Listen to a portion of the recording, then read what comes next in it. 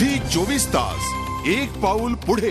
शिर्डीचं साई मंदिर हे देशातलं एक श्रीमंत मंदिर मानलं जातं। साईंच्या चरणी येणारे भाविक वर्षाला सुमारे 200 कोटींची दानं अर्पण करतात। शिर्डीच्या मंदिराचं व्यवस्थापन साईबाबा संस्थान ट्रस्टच्या वतीनं करण्यात येतं, पण जमा झालेला साई भक्तांचा पैसा योग्य वापरला जात नाही अशी तक्रार साई भक्तच करतायत।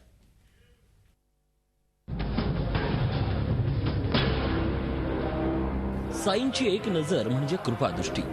याच विश्वासातून साईंचे भक्त शिर्डीला समाधीवर नतमस्तक होतात। भक्तांचा आकडा दिवसेगणिक वाढत चाललाय।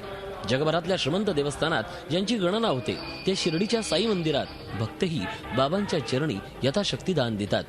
सुरुवातीला पैशात असणारं दान दक्षिणा आता सोन्या चांदीच्या वस्तूत असलेलं दिसू लागले। साल 2011-2012 मध्ये शिर्डी साई संस्थान ट्रस्टला 206 कोटींचा फायदा झाला होता। गेल्या वर्षी शिर्डी साई संस्थान ट्रस्टच्या तिजोरीत 273 कोटी रुपयांची भर पडली होती। 31 मार्च 2012 पर्यंत शिर्डी संस्थान ट्रस्टकडे 50 कोटी 53 लाख रुपयाचे दागिने जमा झाल्याची नोंद होती। साई भक्तांनी दिलेल्या दानामुळे विविध बँकांमध्ये 638 कोटींचे डिपॉझिट जमा झाले। त्याचप्रमाणे 327 किलो सोनं आणि 3200 किलो चांदीही जमा झाली आहे।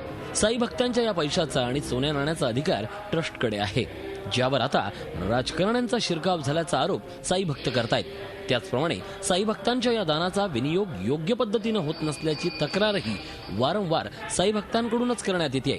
अर्थात आक्षेप काहीही असले तरी शेवटी सर्वाधिकार हे ट्रस्टकडे आहेत। त्याबरोबरच साईंच्या चरणी आलेला साई भक्तांचा पैसा हा साई भक्तांसाठी वापरावा ही मागणी काही वावगी नाहीये हे मात्र नक्की। झी 24 ताससाठी प्रशांत शर्मा, शिर्डी। झी 24 तास एक पाऊल पुढे।